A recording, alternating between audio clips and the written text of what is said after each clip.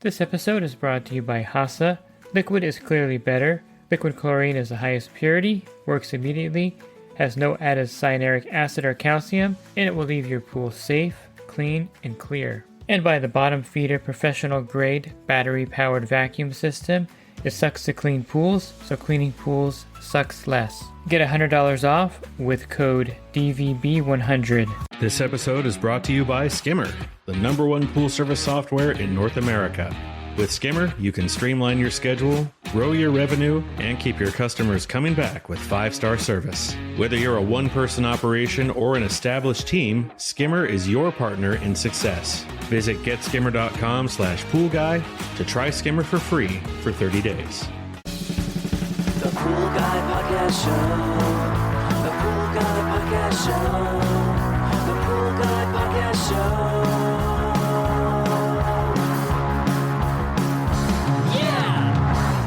Hi, welcome to the Pool Guy Podcast Show.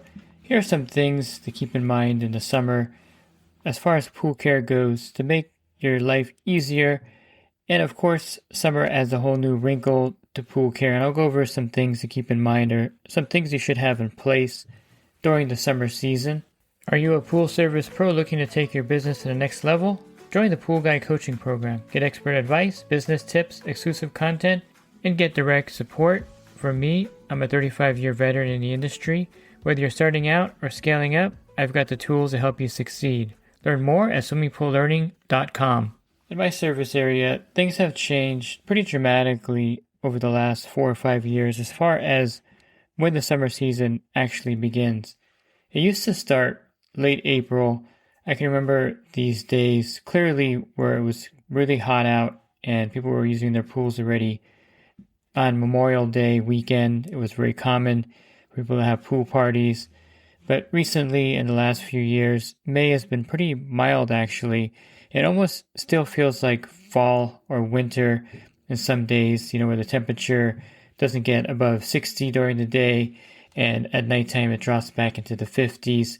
It's kind of strange how that's happened, but in my service area of Southern California, this has been the pattern, which means, of course, that the season starts later, but it also goes longer now. And so even in October, there's some days that are 90 degrees.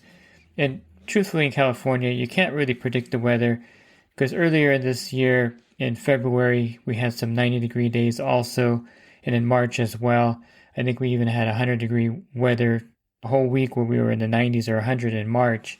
So it's one of those kind of strange things. And of course, if February and March were at 100 or 90 degrees, it's still not considered a swim season because the following week will be back in its normal 70s or 60s, and people just generally don't use their pools when it's hot just for a few days.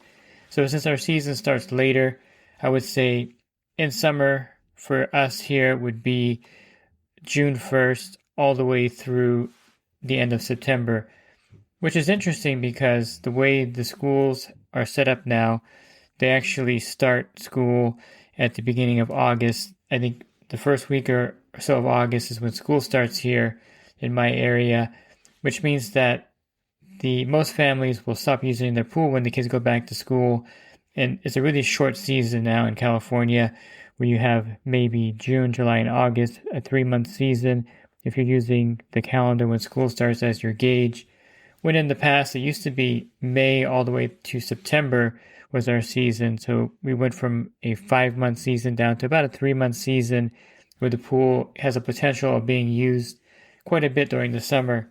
The reason why I'm spending a lot of time talking about this is because pool use is the #1 thing that's different in the summer versus the fall, winter, or springtime. And you have to account for pool use on your pool route.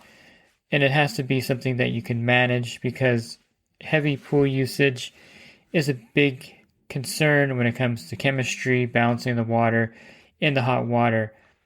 The fortunate thing about most pool routes is that you're not going to have, if you have 80 pools, you're not going to have all 80 pools being heavily used. Now, during COVID, that was a whole different story. I think the pool usage went up, tremendously during that time. But people are back to normal now where they're pretty busy traveling, doing things. But there are a lot of accounts that will have heavy usage. So you have to account for that. The fact that, you have to really be mindful of the pool usage now versus in the wintertime when you're not worrying about it. So how does this change how you manage the pools? Well, it changes in many ways, and the number one thing to keep in mind is that the chlorine level needs to be at a certain level to be effective. Now, I'll mention here the enhancers. I was going to save that for later, but I think it's important that I talk about enhancers now and when to put them in the pool. Of course, before the swim season starts, you should start using these enhancers, put them in the pool so that you can utilize their full potential. When I say enhancers, what exactly am I talking about? I'm talking about products that make the chlorine last longer in the pool, and the term chlorine enhancer is what I'll use here. There are several of these that I really recommend. The first one would be borates in the water, the 50 parts per million. You can get boric acid powder from my sources. The company I get it from is called dudadiesel.com, and I go on their site and just put boric acid, and I order the 40-pound buckets, and they get delivered by FedEx. So dudadiesel.com is my source for borates. You can get borate test strips on Amazon, and what you want to do is make sure that you are at 30 to 50 parts per million in borates, and this will be something that will allow the chlorine to be much more effective in the pool in the summer. And the way the borates enhance the chlorine is that they're an algistat, so algae doesn't form when you have borates in the water. It's also a pH buffer, so the pH won't rise as rapidly with the borates in the water. And I like adding it with boric acid powder. It's pretty simple and easy, just broadcast it in the pool, and that is how you would add the borates at that point. And it's one of the enhancers that's pretty easy to use, that has really no effect on, nothing really affects it, or it doesn't have any side effects, I should say, for the water. The next enhancer that I would recommend would be the PoolRx. It's a mineral technology. They basically put it in your skimmer or pump basket, and for 4 to 6 months you don't have to worry about algae in the pool. In most cases, algae won't form because of the minerals. The copper in there will keep algae out of the pool. There's a couple cautions with the product, of course, if you're using it in season, is that you don't want the chlorine level to go above 3 parts per million when you first put it in the water, because the high chlorine can interact with the copper and cause the kind of green hair effect that you hear about. And that's really it, because the high chlorine reacts with the copper. But if you put the PoolRx in there, even when there's bathers that week, as long as the chlorine level stays low, under 3 parts per million, in my opinion, that's a safe spot. You don't have it at 10 parts per million, it's not going to happen, and you don't have to worry about any kind of side effects. And typically, if you put it in the pool with elevated chlorine, let's say it's at 10 parts per million, if no one swims in there for a week or so, that, of course, won't be a problem, because the minerals will have time to dissolve into solution at that point. But the PoolRx is an easy alternative to borates that you can put in to the pool that's going to help the chlorine be extended during the summertime and help with those heavy bather loads as well. And the third enhancer is a combination of two products, a phosphate remover and an enzyme. And they do sell blended products with both of these in there already together. I call it the 1-2 punch. Basically, you have the enzymes that help eliminate the organics in the water, and you have the phosphate removers that eliminate the food source for algae, which are phosphates. And this will also make the chlorine more effective, because the chlorine is not being consumed or used up fighting both of these things in the water, microalgae and the organics in there. And this is something that you can easily add to the pool at any time. So those three are my go-to enhancers, and the reason why they're effective is because they prevent algae in the pool. Basically, all three of them prevent algae from forming. So the worst thing you can be battling in the summertime is algae in the pool, besides the higher bather load, which uses up the chlorine rapidly and also has an effect on the water quality. Suntan lotion and all this is going into the system. That's why the enzymes are really great in the summer. But it also will allow you, with these enhancers, to keep the chlorine pretty steady and level, even with a heavy bather load in the pool. It's like an insurance policy. If you don't use enhancers on your pool route, there's a good chance that after a heavy bather load, a party, or a lot of 4 or 5 kids in the pool, that chlorine will zero out in that pool, and then a couple of days later algae will start forming, and then a couple of days later you'll have a cloudy pool with algae in the pool. How do I know this? I've gone through this before, and this is exactly what happens when you have a heavy use pool without enhancers and the chlorine level goes to zero.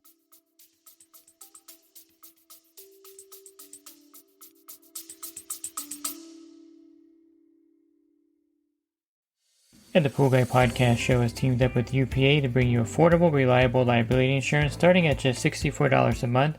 Get up to $2 million in coverage, and the members of my coaching group get an even lower rate. Protect your business and your peace of mind. Sign up with UPA today by clicking the link in the podcast description. What else happens in the summertime? Well, two things happen in conjunction with each other that make summertime more challenging, especially in certain areas like Texas. This is very common, and that is the longer days with longer sun exposure. Arizona would be in this position as well, and the extremely high UV index. Bob Lowry has stated many times in various podcasts with me that you're going to lose about 1 part per million of free chlorine per day, just as a normal thing. So if you start the week on Monday with 10 parts per million, by the time you get to Friday, you're going to be at 5 parts per million. But there are some factors that will actually cause this to accelerate, and that is a high UV index is one of them. Warm water temperature, bathers, all of this will affect it. The 1 part per million is basically, it is based on the fact that the pool is really not being used much and you're in normal weather conditions.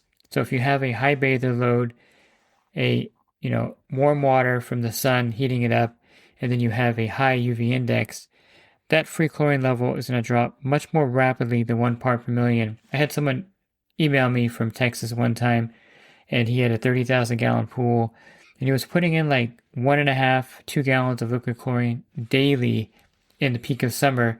And he was like, I don't know what's going on here. I've been putting this chlorine in every single day, and every day it's like at 1 part per million, and when I add it, it goes up to 8 or 9 parts per million, then it's back down to 1 the next day. Well, the UV index and, of course, his bather load from his kids was so high that chlorine was being used up pretty dramatically every day.